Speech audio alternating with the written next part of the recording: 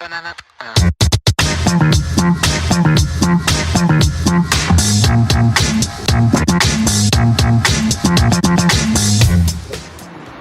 dans notre émission. Merci.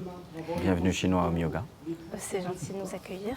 On va commencer par une petite présentation du centre, Oui. si vous voulez bien. Oui. Alors le Home Yoga est ouvert maintenant depuis 3 ans. J'ai introduit le Bikram Yoga au Maroc depuis 7 ou 8 ans maintenant. Bikram Yoga, c'est le yoga dans la chaleur, en fait, dans une salle chauffée. Ok. Dans les 4 premières années, on n'a fait que le Bikram Yoga et en ouvrant Home Yoga, on s'est diversifié. Maintenant, on touche à plusieurs sortes de yoga.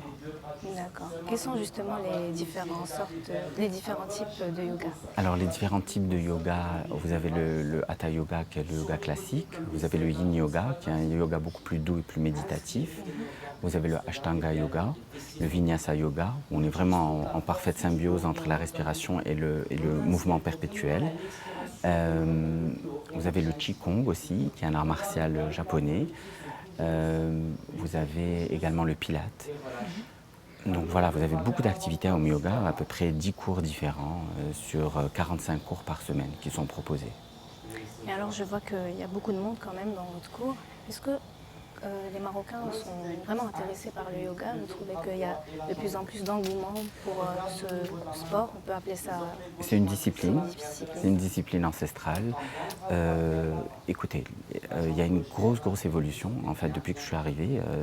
Moi, je me rappelle en 2009, on disait que le yoga, c'était une mode qui arrivait, alors que le yoga existe depuis si longtemps. C'est sûr que maintenant, il y a un engouement vers toutes les techniques qui touchent au bien-être, et notamment le yoga. Donc il y a de plus en plus de monde, oui. Et on est très contents. On est en mois de Ramadan. Oui. Est-ce que yoga et Ramadan font bon ménage? Oui. D'abord, on a remarqué qu'il y a un engouement au Ramadan pour le sport en général, où les gens en quête de spiritualité et veulent revenir à une forme physique parfaite. Et l'union entre le corps et le mental, ce qu'on appelle le yoga, c'est vraiment l'union entre le corps et le mental.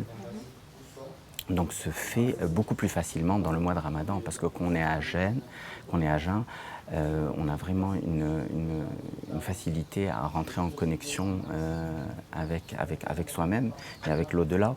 Donc voilà, c'est le moment propice pour commencer. Alors, quels sont les bienfaits justement sur le corps et sur le mental? Ils sont multiples. Alors, dans le yoga, il y a plusieurs aspects qui sont au rendez-vous.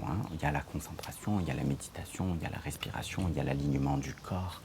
Et on va aller travailler tout ça au sein d'un cours. Donc, il y a une évolution qui est hyper rapide. En plus, parce que on voit la difficulté qu'ont les gens à respirer dans les premiers cours et à vraiment combiner le mouvement et la respiration de façon fluide. Donc c'est ce qu'on va apprendre. On a notamment aussi beaucoup de gens qui ont des blessures. Alors dans le yoga, il faut vraiment être à l'écoute de son corps. C'est ce qu'on apprend le plus, être à l'écoute de son corps, ne pas aller au-delà de ses limites. Souvent on voit certaines postures qui sont impressionnantes et on veut imiter ces postures. Non, le yoga, vraiment, vous allez trouver de tout et pour tout le monde. Alors, à quel âge, justement, on peut commencer à faire du yoga et vous conseillez le yoga à quel type de personnes exactement? Est-ce que le yoga, c'est pour tout le monde, finalement? C'est pour tout le monde. C'est pour tout le monde. Oui, il y a des a priori là-dessus encore. Il y a plus de femmes que d'hommes, déjà. Alors que, voilà, c'est ouvert à tous les hommes, mais je conseille vivement aux hommes de venir faire du yoga. Alors souvent, ils me disent que c'est pas assez physique, que ça les intéresse pas, qu'ils ont besoin de quelque chose de plus physique. Et encore une fois, on a plusieurs types de cours, donc il y a des cours qui sont plus physiques, il y a des cours qui sont plus doux. Et voilà, il faut se laisser surprendre aussi, parce que il y a des découvertes qui sont hyper intéressantes à faire dans le yoga. On se découvre soi-même. Et c'est tellement riche. En tout cas, quand la porte s'ouvre, le chemin à parcourir n'est jamais fini. Donc voilà. Maintenant, il y a des cours adaptés aux enfants, il y a des cours adaptés aux femmes enceintes, il y a des personnes très âgées ou il y a des personnes avec des blessures notamment. Donc il y a des cours adaptés on va vraiment orienter les personnes. et surtout être à l'écoute de son corps. Super. Est-ce qu'on peut parler des prix?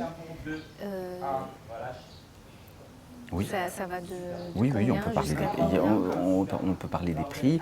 Et donc, voilà, encore une autre idée reçue, on dit le yoga, c'est trop cher pour pratiquer du yoga.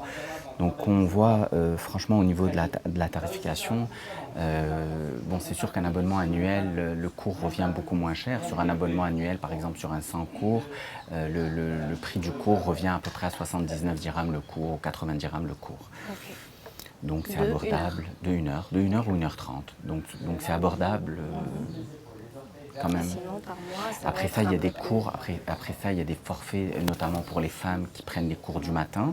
Donc les cours de 7h du matin ou de 9h du matin, où ça revient à 290 dirhams par mois. Voilà, mais ça, il faut être matinal, ce qui est difficile aussi. À raison de combien de fois par mois? À raison de 2 fois par semaine, 8 fois par mois en moyenne. Après, si on va partir sur un plan illimité, on va plus aller aux alentours de 700 ou 800 dirhams par mois. Alors, comment est-ce qu'on devient prof de yoga? Je pense que c'est quelque chose qui nous tombe dessus déjà, ce qui nous arrive. Voilà, moi je pensais jamais devenir professeur de yoga. C'est la pratique qui m'a parlé. J'ai eu envie de tout ce que je ressentais, j'ai eu envie de le transmettre à nouveau. Donc c'est vraiment quelque chose d'extraordinaire. Après ça, voilà, au-delà de la pratique, il faut aller vers l'enseignement, choisir son training, quel type de yoga vous voulez apprendre, et partir sur un training. Et par la suite, après avoir obtenu son diplôme, c'est de le mettre en œuvre. Et ça, c'est encore une autre étape. Est-ce qu'on peut se passer d'un professeur? Est-ce qu'on peut pratiquer le yoga tout seul, chez soi, ou dans un endroit public, ou est-ce qu'il faut absolument être guidé par un prof? Alors non, on peut pratiquer chez soi. Bien sûr, la meilleure pratique même, c'est de pratiquer quotidiennement chez soi. Aujourd'hui, on peut être aidé avec les médias, avec les vidéos sur le net. On a plusieurs chaînes même de yoga spécialisées où vous pouvez vraiment prendre vos cours vous-même. Maintenant, c'est bien quand même d'être parfois aussi en groupe. Il y a une synergie de groupe, il y a un effet de groupe, il y a cette énergie-là qui nous entraîne. Après, vraiment, c'est une question de goût et je pense qu'allier les deux, c'est le meilleur. Merci beaucoup, Monsieur Scali, Merci à d'avoir vous, accepté notre invitation. et à très bientôt. À bientôt.